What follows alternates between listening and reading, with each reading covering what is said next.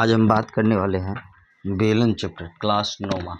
आप 10वां भी की चैप्टर में भी दे सकते हैं, सेम क्वेश्चन रहता है।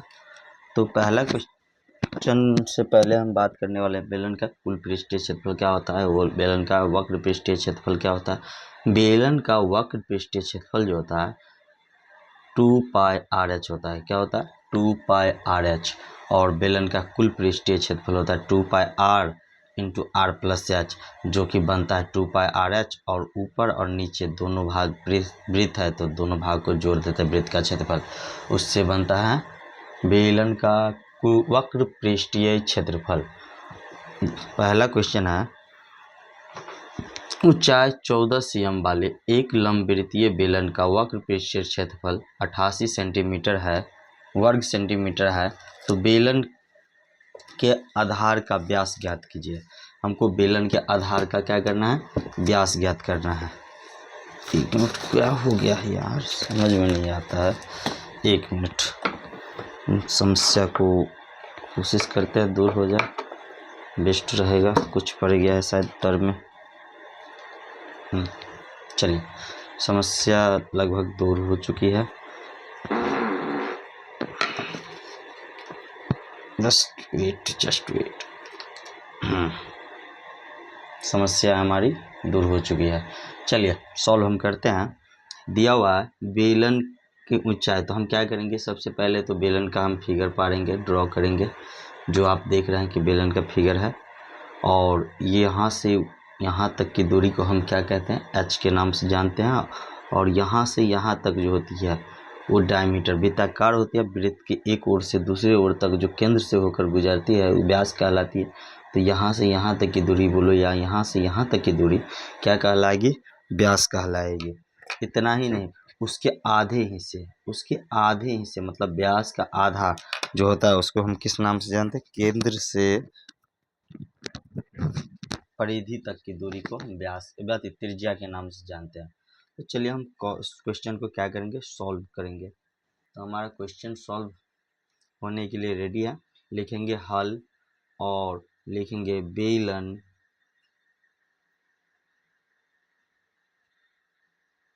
की ऊंचाई, बेलन की लंबवृत्तीय बेलन की ऊंचाई, यानी कि बेलन की ऊंचाई जिसको हम एच माने हैं। एच है कितना? 14 सेंटीमीटर। इसके बाद हमको बोला है बेलन का व्यास, जिसको हम निकालना है डी। तो लिख लेंगे बेलन का व्यास डी बराबर वाट।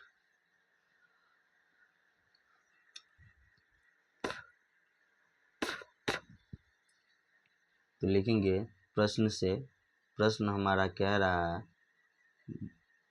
प्रश्न से दिया हुआ है वक्र पृष्ठीय क्षेत्रफल, यानी कि बेलन का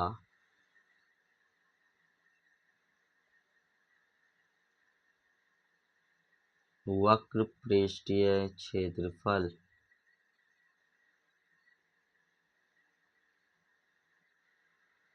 कितना हो जाएगा? 88 सेंटीमीटर स्क्वायर। कितना हो जाएगा? 88 सेंटीमीटर स्क्वायर। और वक्र पृष्ठीय क्षेत्रफल दिया हुआ है होता है 2πRh, और उसी का मान है 88 सेंटीमीटर स्क्वायर। तो हम मान पुट करेंगे तो 2 गुने पाई का मान होता है 22/7 गुने आर का मान हमको निकालना है, और गुने एच कितना है? 14, और इसी का मान है 88 सेंटीमीटर स्क्वायर। अब तो 14 सेंटीमीटर है, तो 14 सेंटीमीटर अब क्या हो जाएगा? सेंटीमीटर से 1 सेंटीमीटर कट जाएगा, 7 से काटेंगे 2 बार में 14। तो हमारा 2 गुने 22 गुने आर गुने 2 बराबर हो जाएगा 88 सेंटीमीटर स्क्वायर। हमारा कितना हो जाएगा? 88 सेंटीमीटर स्क्वायर। इसके बाद क्या करना है? तो आर का मान निकालना। आर का मान निकालेंगे, हो जाएगा 88/, यहाँ ध्यान दीजिए, 2 से 22, 2 गुना 22 गुना 2, 2 से काटेंगे 44 बार में, फिर 22 से काटेंगे 2 बार में और 2 से काटेंगे 2 बार में, कितना हो जाएगा 1। आर बराबर हमारा आ जाएगा 1 सेंटीमीटर। लेकिन ये जो हमको आर निकला है, क्या निकला है, वृत्त बेलन की त्रिज्या निकला है, लेकिन हमको निकालना था बेलन का व्यास। बेलन का व्यास, व्यास जो होता है डी होता है 2r के बराबर, यानी 2 गुने त्रिज्या के बराबर, और त्रिज्या हमारा है r यानी कि 2r। तो हमारा हो जाएगा 2 गुने 1 सीएम, क्योंकि r का मान 1 सीएम है, तो हो जाएगा 2 सीएम। ये हमारा क्या हो जाएगा, आंसर। इसके बाद हम चलते हैं अगला क्वेश्चन। हमारा क्या कह रहा है, हमारा अगला क्वेश्चन है, आप लोगों के लिए बोर्ड भी आ चुका है, बोर्ड पे अभी 10th का हम लेते हैं। या धातु की एक चादर 1 मीटर ऊंची और 140 सेंटीमीटर व्यास के आधार वाली एक बंद बेलनाकार टंकी बनाई जानी है। इस कार्य के लिए कितने वर्ग मीटर चादर की आवश्यकता होगी।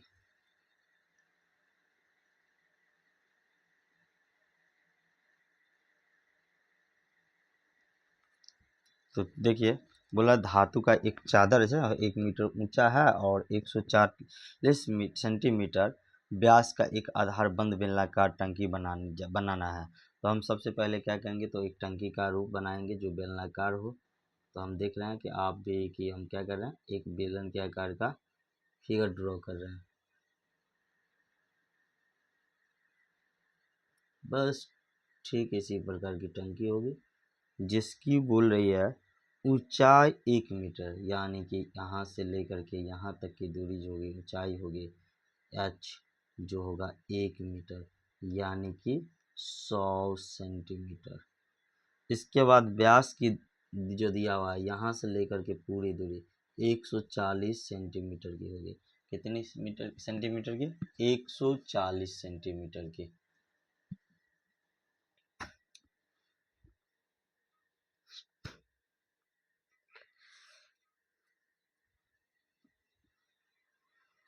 मिला के टंकी तो हम लिखेंगे 2 नंबर क्वेश्चन है, सॉल्व करेंगे। लिखेंगे हल। दिया हुआ है टंकी की, बेलनाकार टंकी की ऊंचाई, बेलनाकार टंकी की ऊंचाई, जिसको हम h से सूचित करते हैं, और दिया हुआ है 100 सेंटीमीटर। इतना ही नहीं, टंकी का व्यास, टंकी बेलनाकार है, टंकी का व्यास जिसको हम d से सूचित करते हैं, दिया हुआ है 140 सेंटीमीटर। तो हम त्रिज्या निकालेंगे, त्रिज्या जिसको हम r से सूचित करते हैं, हो जाएगा एक d/2। तो d कितना, 140/2 सेंटीमीटर। तो हमारा r हो जाएगा 70 सेंटीमीटर। 2 से काटेंगे, 2 70 बार में कटेगा। ठीक, इसके बाद हमको क्या करना है, तो ये जो बंद है कैसा है आकृति, बंद आकृति है। ये जो बेलनाकार है ये क्या है, बंद आकृति है, ऊपर से भी ढका हुआ है। तो कुल पृष्ठीय क्षेत्रफल निकालना होगा। तो हम लिखेंगे आवश्यक चादर की, आवश्यक चादर का क्षेत्रफल। क्या लिखेंगे, आवश्यक चादर का क्षेत्रफल।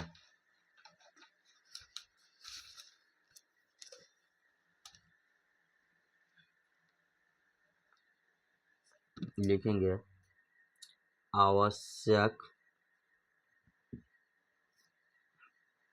चादर का क्षेत्रफल। तो हमारा हो जाएगा आवश्यक चादर कितना है, तो बेलन के चारों तरफ है और ऊपर भी है और नीचे भी है, मतलब बेलन का कुल पृष्ठीय क्षेत्रफल हो जाएगा। तो लिखेंगे बेलनाकार टंकी का कुल पृष्ठीय क्षेत्रफल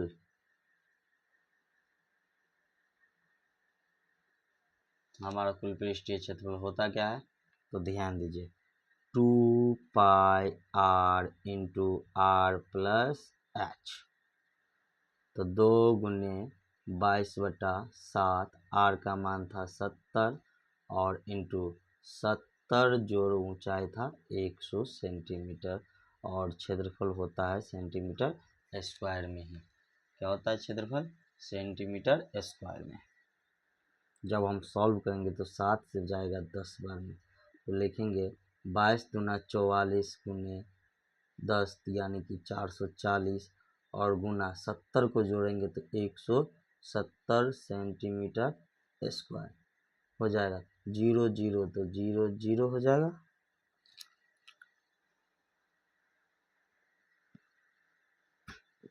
ध्यान दीजिए 0 0 हो जाएगा। इसका 17 चौका 68, 6 17 चौका 68 और 6 74, कितना हो जाएगा 74। ये हो जाएगा सेंटीमीटर स्क्वायर में आंसर। लेकिन हमको सेंटीमीटर में नहीं चाहिए, हमको चाहिए दिया हुआ है कि इस कार्य के लिए कितने वर्ग मीटर चादर की आवश्यकता होगी, तो मीटर स्क्वायर में, वर्ग मीटर में। तो ये बताइए 1 सेंटीमीटर बराबर हो, सॉरी 1 सेंटीमीटर बराबर होता है 1/100 मीटर। अगर सेंटीमीटर स्क्वायर करना मतलब दोनों तरफ वर्ग करना होगा तो हो जाएगा 1/100 का होल स्क्वायर मीटर स्क्वायर। तो हमारा हो जाएगा 1 सेंटीमीटर स्क्वायर बराबर 1/100 गुने 100 यानी कि 1 पर 4 गो 0। ठीक, तो लिखेंगे मीटर स्क्वायर में बदलने के लिए 478 00/100 गुने 100। अब यह सेंटीमीटर में, अब क्या चीज में हो गया, मीटर स्क्वायर में। 2 0 से 2 0 जाएगा। अब हमारा जो बचेगा 4.78 मीटर स्क्वायर आंसर। इसके बाद है अगला क्वेश्चन 3 नंबर। अगला क्वेश्चन है मेरा 3 नंबर। आप देख सकते हैं 3 नंबर क्वेश्चन क्या कह रहा है।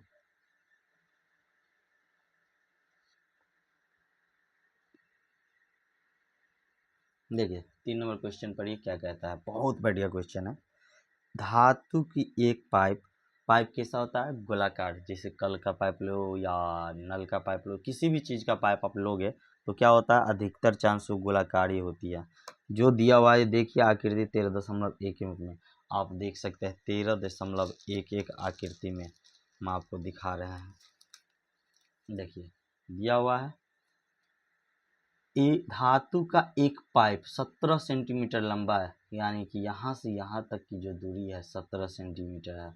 इसके अनुप्रस्थ काट का आंतरिक व्यास मतलब अंदर की जो है व्यास वो दिया है 4 सेंटीमीटर और बाहरी व्यास जो बाहर से अंदर तक की दूरी जो है केंद्र तक की मतलब बाहर से बाहर तक की दूरी 4.4 सेंटीमीटर। तो हमको ज्ञात करना है आंतरिक वक्र पृष्ठीय क्षेत्रफल, बाहरी वक्र पृष्ठीय क्षेत्रफल और कुल पृष्ठीय क्षेत्रफल। तो चलिए हम सॉल्व करेंगे। सबसे पहले काम होगा कि हम फिगर ड्रॉ करना। तो हम क्या करेंगे, तो फिगर ड्रॉ करेंगे।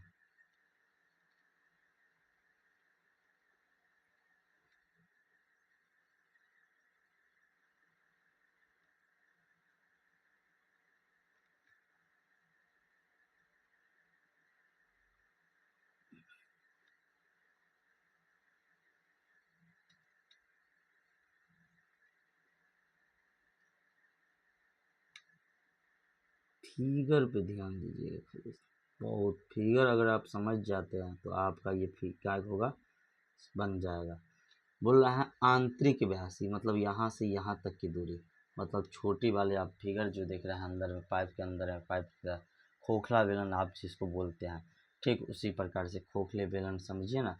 तो पूरी दूरी जो है अंदर की जो पूरी मुंह होती है उनका व्यास दिया हुआ है 4 सेंटीमीटर और बाहरी व्यास कहने का मतलब हुआ यहाँ से लेकर के यहाँ तक की दूरी जो दिया हुआ है 4.4 सेंटीमीटर और यहाँ से लेकर के यहाँ तक की दूरी दी हुई है 4 सेंटीमीटर। तो हम लिखेंगे पाइप का, या नहीं तो बेलनाकार पाइप का, पहले तो लिखेंगे हल, फिर लिखेंगे बेलनाकार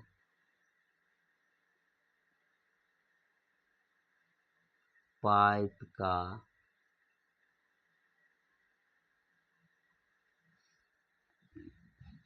आंतरिक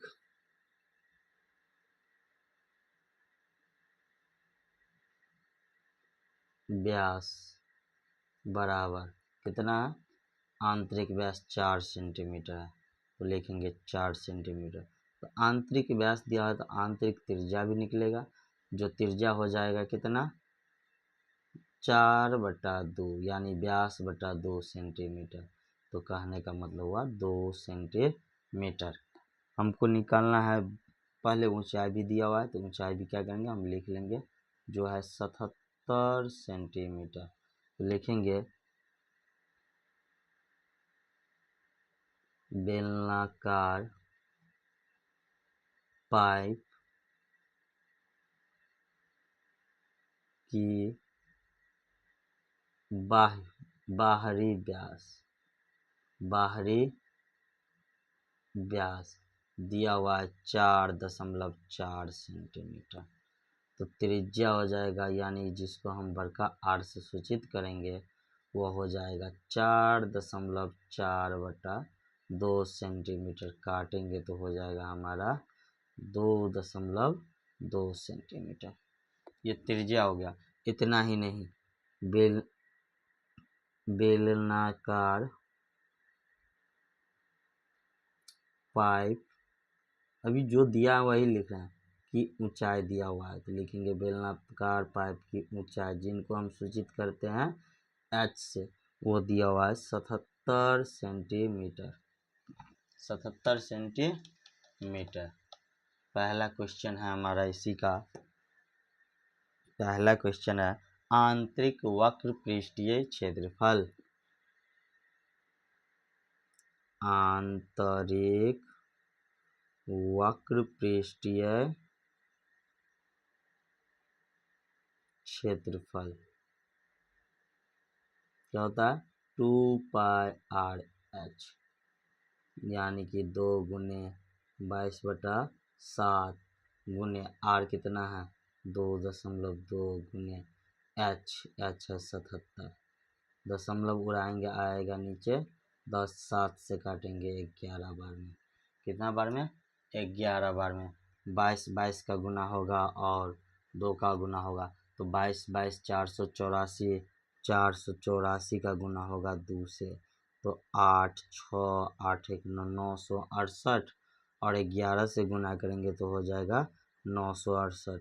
तो 8 6 14, 9 6 15, 1 16, यानी कि 10,648। कितना हो जाएगा 10,648 बटा 10 सेंटीमीटर स्क्वायर, यानी हमारा जो आंसर होगा 10,648 था तो 10,64.8 सेंटीमीटर स्क्वायर। ये हमारा हो गया वक्र पृष्ठीय क्षेत्रफल। अब निकालना है बाहरी पृष्ठीय क्षेत्रफल। क्या निकालना है, बाहरी पृष्ठीय क्षेत्रफल। तो लिखेंगे बाहरी वक्र पृष्ठीय क्षेत्रफल। फॉर्मूला तो सेम होता है 2πr, oh my God sorry, ये आंतरिक निकल गया लेकिन मान पुट हो गया है बाहरी का, तो लिख देते हैं इसको बाहरी वक्र पृष्ठीय क्षेत्रफल।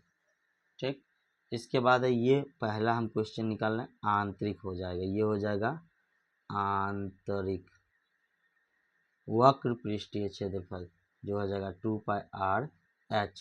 कितना हो जाएगा 2πr/h, 2πr यानी 2 गुने 22/7 और गुने 2πr, r कितना है 2 और h है 77।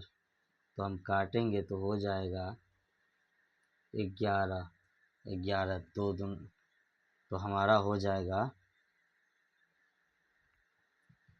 22 दूना 44 दूना 88, कितना हो जाएगा 88 और 88 यानी 968 यानी 968, कितना हो जाएगा 968 सेंटीमीटर स्क्वायर। इसके बाद हमारा हो जाएगा कुल पृष्ठीय क्षेत्रफल, क्या हो जाएगा कुल पृष्ठीय क्षेत्रफल।